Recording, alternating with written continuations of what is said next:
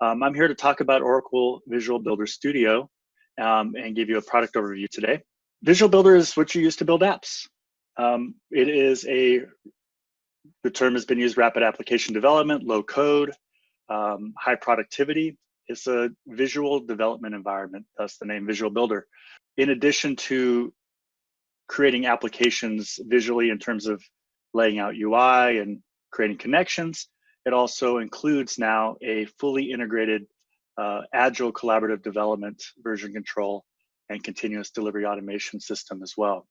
So that's what I'm going to talk about today, is how you can use Visual Builder Studio within Integration Cloud to deliver your applications for your customers. So kind of really the three key use cases we see Visual Builder being used for is extending Oracle Cloud applications. So this is actually very common for us. A customer has deployed an Oracle SaaS application like ERP or CRM, CX, HCM, and they need to have some additional functionality added. And this is, as I'm sure you've all experienced, very common in the enterprise. No SaaS application covers 100% of the use cases. Each enterprise is unique in some way, and so they're going to need either additional data objects or additional processes or additional integrations or additional screens to deliver that new functionality or that extended functionality that they need on top of it. So this is a very common use case. The three ways people deploy applications this way is they either build a web app that they style and in the look and feel of the SaaS application, and they embed it back into the SaaS application. So it looks and feels like part of the SaaS app. They can build completely standalone applications, the web applications that can have a completely different look and feel, mash up data from a whole bunch of different data sources, and use tools like process and integration to add in other elements of their enterprise or their infrastructure. And then also they can deploy mobile applications. So this can be in the form of a packaged application that goes through an app store, or more up-to-date technologies like progressive web application delivery. So Visual Builder supports all those scenarios. The other use case that's very common is people just need to build apps. This is very common in a departmental sense, where you need to solve a problem, a small, very kind of unique, direct problem.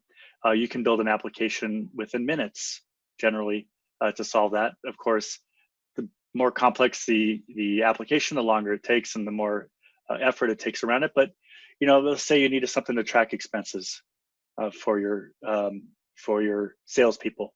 That is something that you could build very quickly and easily to solve that very specific need.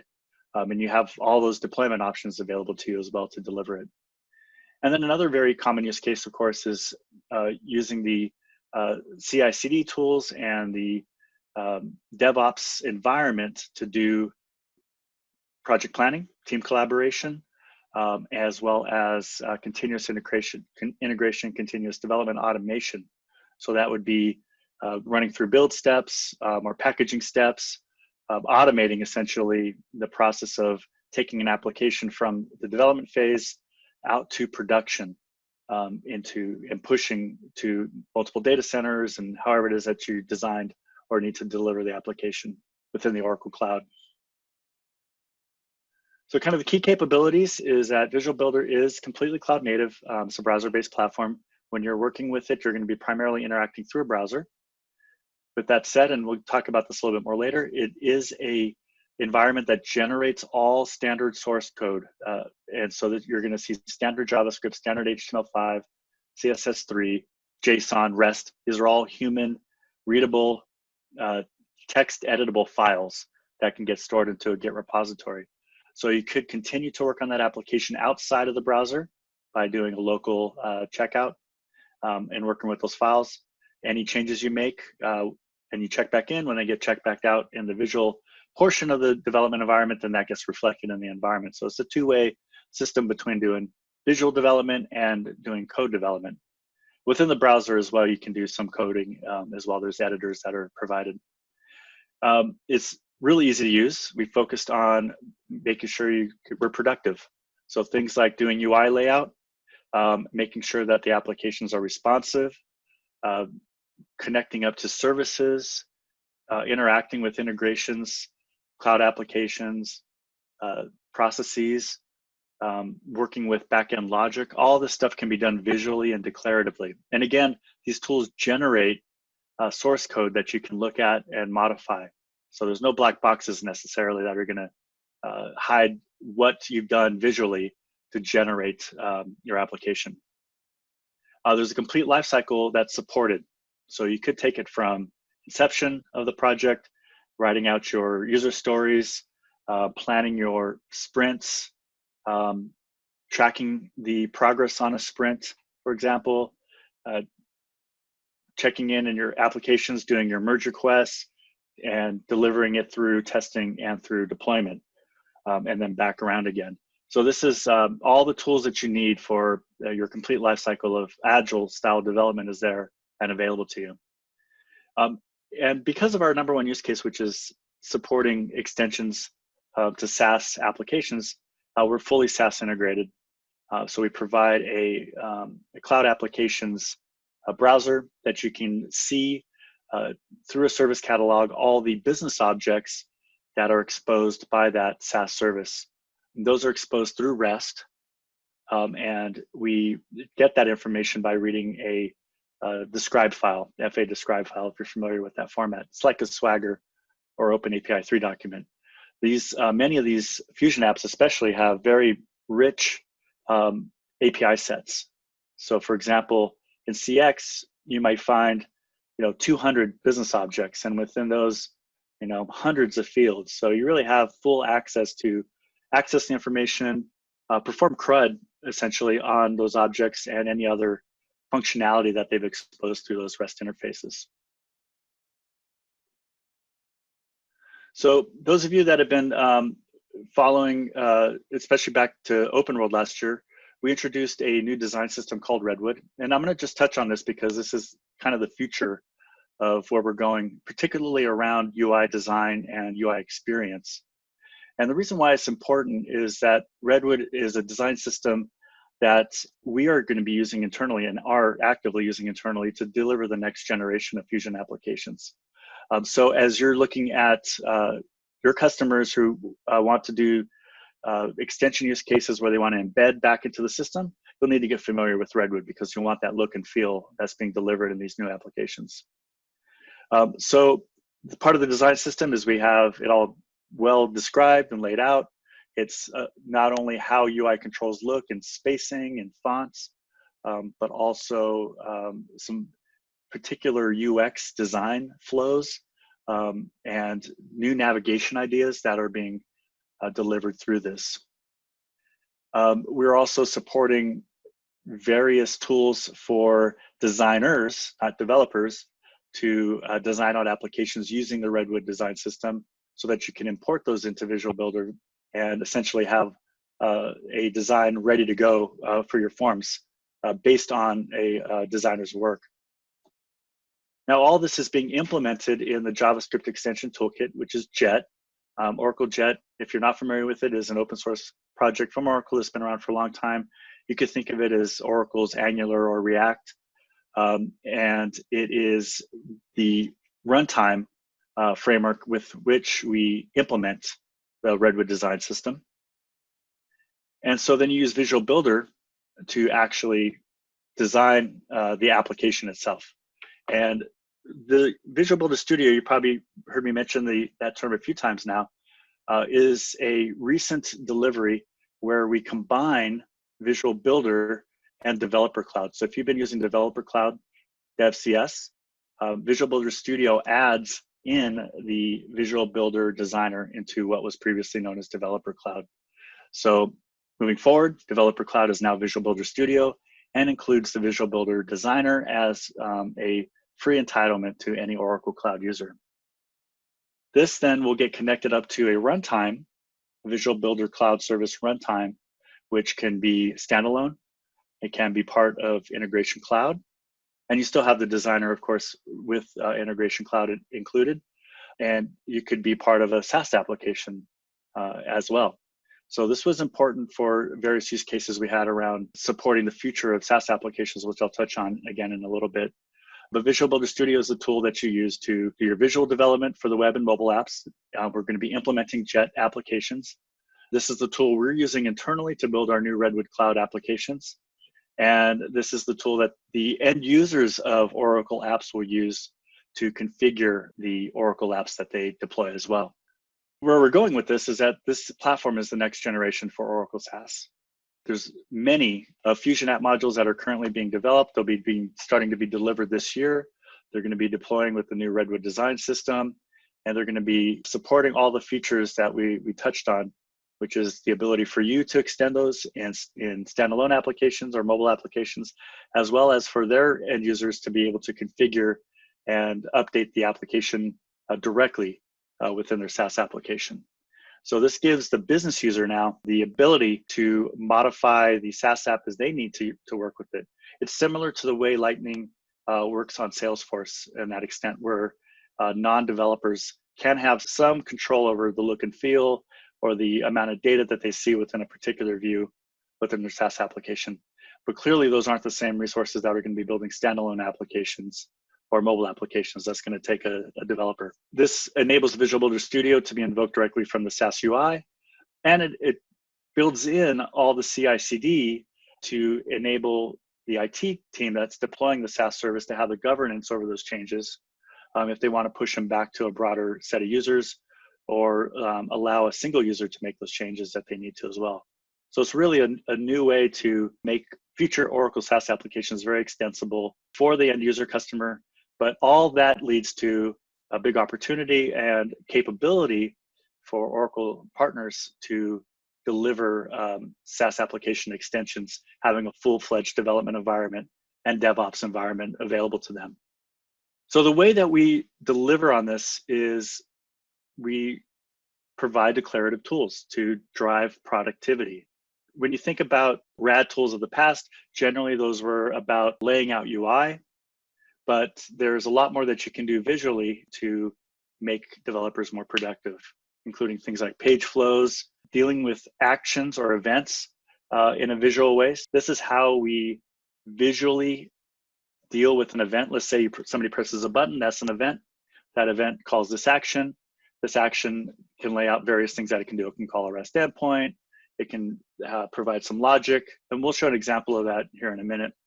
You can also integrate with any service visually. So when you want to connect up to any REST service, you don't have to write code. You don't have to use Postman necessarily. You can do all this through a visual interface within Visual Builder, which means you can define your connection to that service. You can test it within your environment. You can provide all the headers and request layout and payload, as well as your manager response as well, all within the environment and visually. And then finally, we have in our runtime a very convenient way to deal with data that you want to have that's local just to the application. So some data may live in the SaaS app, some data may live in other on-premise systems that you can get through an integration. But some data you may want to keep local to the application, and this is where business objects are going to be useful. So business objects are just tables. You define a name and some fields and their types, and then you start working with them. We provide REST interfaces, full CRUD REST interfaces to those so that they can be used and integrated by other systems. So for example, Process Cloud can easily work with business objects as a persistence layer to get access to the data that it needs to work with throughout the process, as opposed to having to pass all that data in to the process when you first start it.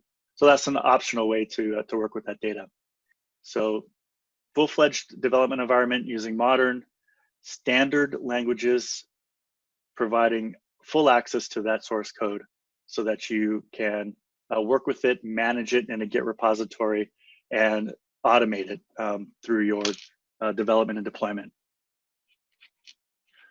So the CICD platform then provides all the tools you need to plan, code, build, test, release, and deploy.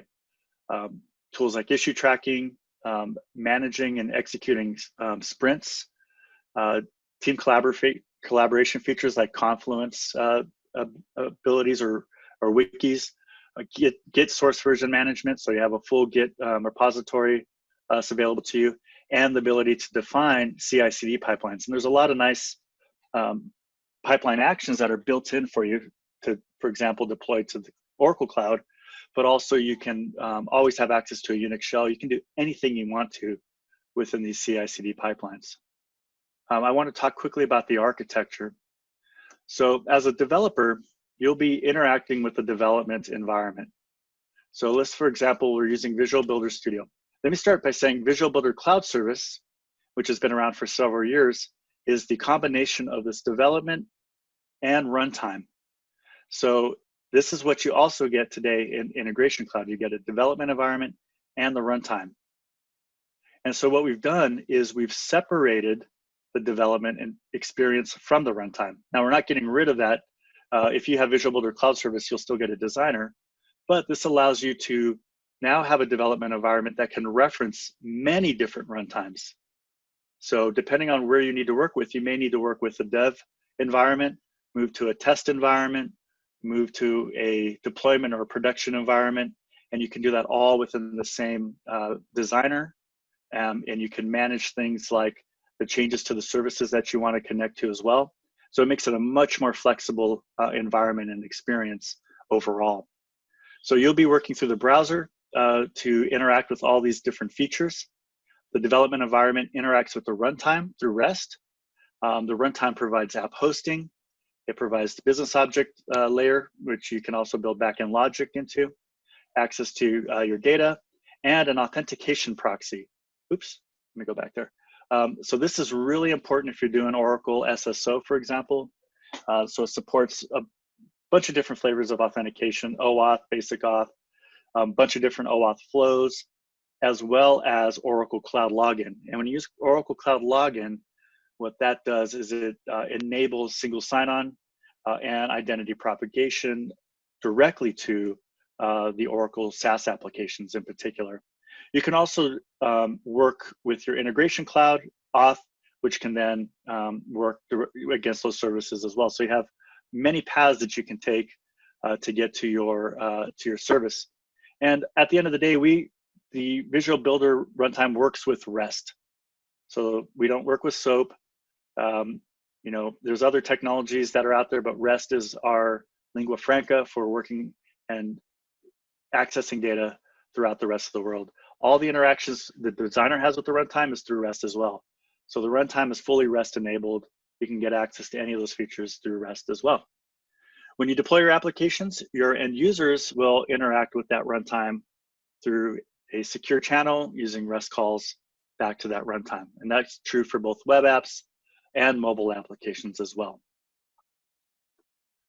So before we get into the features, maybe what I'll do is just do a quick demo to give you a idea of what the experience looks like. So here we are in Integration Cloud, and you'll see, of course, your processes and integrations, but you'll also see Visual Builder. So if I click on Visual Builder here, now I'm into my environment. I can build new applications. I'm going to go into my partner demo. And this is kind of the key things you're going to be doing. You're either going to be connecting to data through your local business objects or through service connections. You're going to be creating apps, either a mobile app or a web app. And the distinction there I'll touch on. Web apps are responsive down to a mobile form factor, but the mobile app approach allows us to include more mobile specific experiences. So for example, defaulting to a scrolling list as opposed to a table in a web app, because obviously it makes more sense on a mobile device, using things like swipe to edit, having different navigation type of drawers.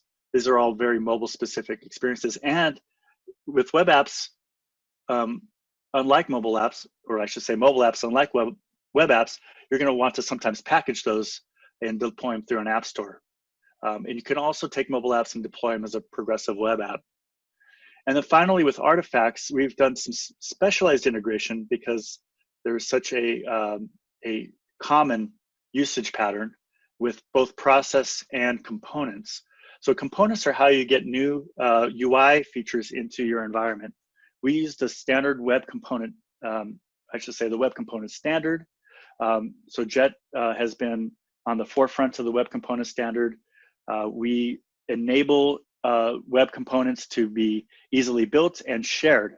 And so this is a big movement within Oracle, particularly when we're building our internal SaaS apps to do more sharing across the board.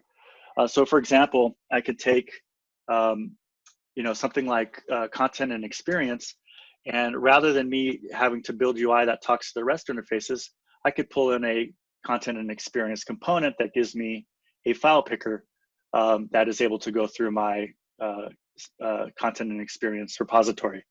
And I can just drag that onto my page and work with it.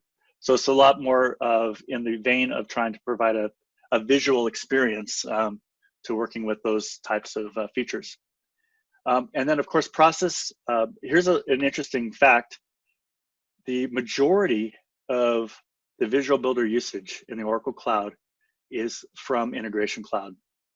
And that's because those customers, in addition to having to build user interfaces, need to develop and deploy custom processes. So this is a very common use case, and one that we felt needed a kind of a heightened integration experience in Visual Builder to address. So you can work with processes that way. So if we go in here, let's start with business objects real quick. Business objects can be created by hand. I enter a name and add some labels. Let's call this one task. And then I can start adding fields. So maybe I have a name and I have a due date.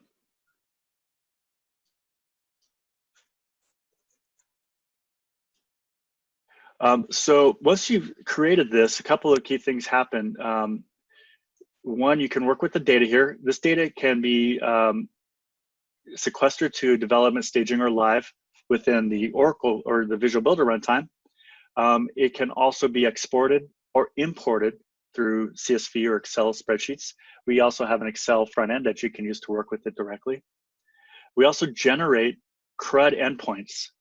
So you have your get for reading, you have your post for creating new ones, a patch for updating, and delete for deleting your objects. So these are all now REST interfaces that can be used by other applications to interact with those Visual Builder business objects. The metadata that describes those APIs, as well as the location of that data, can be accessed through these different staging areas. You can provide security. So you would have roles that are set up, and for each of those roles, you can say, for example, authenticated users can do all of this. Anonymous users only want them to be able to view this information. And then you can start creating those data security rules based on the role that you want access to that. And then finally, you can create backend logic. So these are business rules. You would create a trigger. Let's call this approved task. And you want to do it before a insert maybe. And now you have a visual way to try to get some conditionals. So let's say execute conditionally. And I want to add a condition, which would be if the due date is, after a certain date, let's just pick a date, then I want it to take an action. And those actions can be working with these business objects. You can start a process. You can perform an email. You can write custom code. We use the Groovy language. This is the same runtime that our Fusion applications use as well. And you can also do other types of business logic back here. But at the end of the day, you can always go to pure Groovy and write anything that you want in the back end here. So let's move on. Let's talk about processes real quick. So processes, it will read the available processes to me from the integration cloud that I'm working with, and I'm able to create a alias to that. So I've done one already called expense approval up here. If we look at expense approval, you can see all the information about working with the process through REST if you want, but we also make it really easy to do this directly from within the environment, which we'll touch on here in just a moment. Let's look at service connections. So service connections, you have three types. Either you're selecting from a catalog, you're defining by spec, meaning you're looking at a Swagger or Open API 3 file, or you can go to any kind of just endpoint. So we'll start with the catalog, and there's two types that we provide catalogs for. One is integrations. So any integration that you've created a package for, I can import and work with in this environment. So we'll just pick this Hello World one here. And then I will also look at the Oracle Cloud applications. So HCM, ERP, CX, it's going to go out and read that describe file to show me all the business objects that I can work with in that environment. And it's a huge list. So it takes a little while to read that file and provide it. Once you've created that definition, then Visual Builder can quickly call those REST APIs either as part of an action or as part of a JavaScript that you have in your application. So I've already imported one. Let me go look here and show it to you.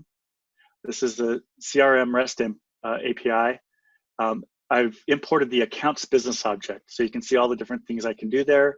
I can do CRUD operations, and I can run assignments as well. And there's a bunch of LOVs that are brought in as well that are this business object is dependent on.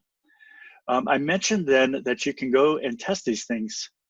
But first, if I want to go add an endpoint, this is going to go back out and read that static file again to bring back all the business objects I can work with. And again, this could take a little bit of time, so we'll just skip that. But I can also go into my endpoints, like say, for example, the get endpoint. I could see what my request looks like in terms of headers. I can add any kind of static or dynamic header that I want. I can set up parameters. I can add a body. If it's a post, you're going to add a body, a JSON body. I can see what my response looks like. Now, to get the response, I need to test it. So what I'm going to do is I'm going to send my GET request, and here's the response. So now I have my response saved, and I can start working with it. So let's build an app and work with it. Now in my web application, I'm going to call this accounts.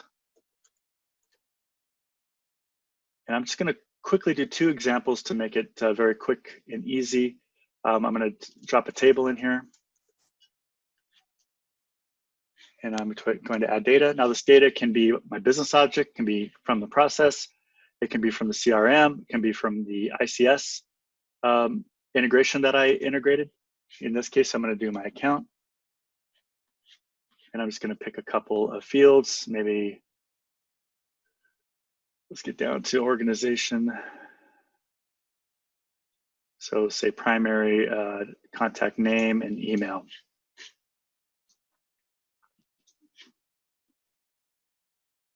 So this goes out, makes the request. This is a live request that's happening in the designer to bring back that information and show it here in the UI. So the other thing I quickly wanted to show now, let's say I wanted to run a process. So what I would like to do for that is I need some type of event. So I'm going to add a button.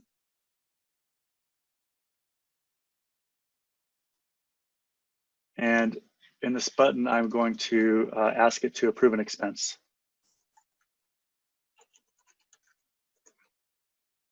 And what I'm going to do is I'm going to attach that event to an action.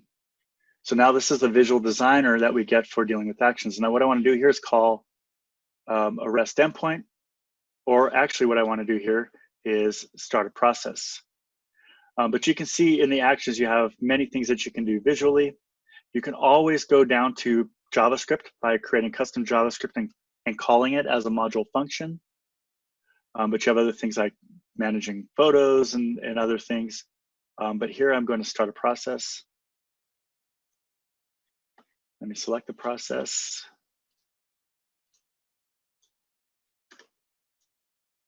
And it needs a couple of parameters. So I'm going to grab my user ID and I'll just grab my user ID for this one. So now the only last thing I'd want to do is to make sure that this worked. I'll fire a notification if it worked. Approval sent. And this would be a confirmation. So if we run the application now, we will be able to hit that button, approve expense, and this is going to go out and start that process. And now I'll have a task waiting for somebody to approve based on what I did in my process in the back end.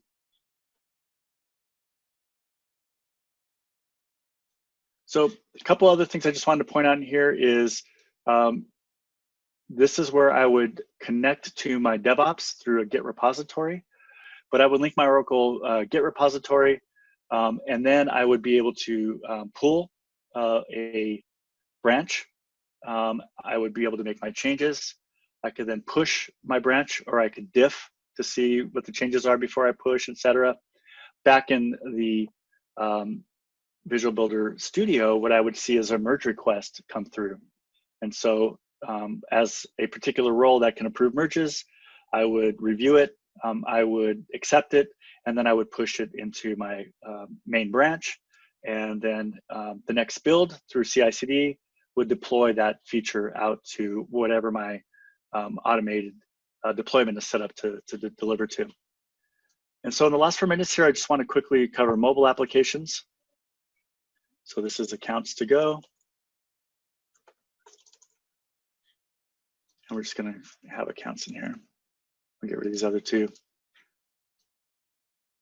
And we'll have a list instead of a table in this case.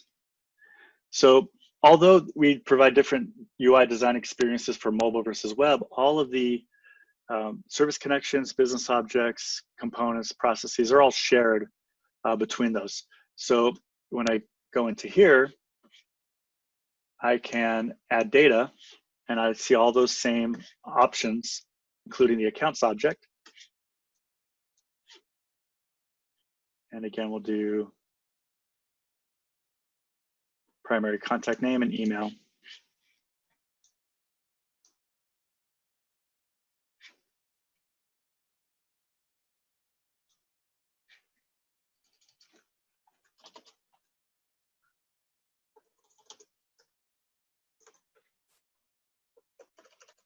Okay, so now I want to deploy this application. So I have a couple of deployment options. In my settings for my mobile app, I can create a build configuration. This is where I would add an Android or iOS configuration. So for example, if I was doing iOS, I would have to provide my developer certificate and my provisioning profile. So this is the same thing that you would do if you were building a package for the Apple App Store. We do the build for you, but we need these uploaded in order to do that build for you on the back end. So that's how you would deliver a packaged application for a App Store. You can also add any Cordova. So if you're doing something that's unique with hardware that's not supported by the browser. So the browser, by the way, on mobile supports things like geolocation, local file storage, camera access. You can do quite a bit with those features. But sometimes you need access to some specialized hardware or a feature that isn't supported by Cordova yet, or by the browser. So you'll need to use a Cordova plugin. This is the architecture that we use to build our applications. So you can download the Cordova source. You can add your plugins that you need. Maybe you need one for augmented reality, for example. And that is the only way to deliver an augmented reality experience is through a Cordova plugin. That provides then JavaScript that you can work with inside your application. That's going to call the plugin, and that plugin is going to call the native APIs to implement the feature. So then you would upload that, and you will be able to build against that template instead of the standard template that we provide. And lastly, you can enable a progressive web app. If you're not familiar with progressive web apps, they're great. They're a wonderful way to kind of get around the challenges of app stores. So you don't have to go through an app store with the PWA, which means if you want to update your application, you don't have to push changes to the app store all the time. You can just deploy your changes, and the next time the app is run, the customer will experience the update. But what's also nice about PWAs is that they can be installed onto your application tray and look and feel just like a native application. So when someone goes to install a PWA, basically the way it will work is, let me build my app here real quick, is we'll give you a QR code, which points to a URL. That URL can be accessed by any mobile browser. The mobile browser then will, since it sees it as a PWA, will ask the end user if they want to install it to their home screen. And once they do that, they get an icon on their home screen. When they click on that icon, the application loads with cached files. So it's a very quick load. It doesn't have to go fetch a bunch of files to load. And it removes the browser Chrome. So it looks and feels exactly like a native application from that point forward. So this has been a very popular feature, as you can imagine.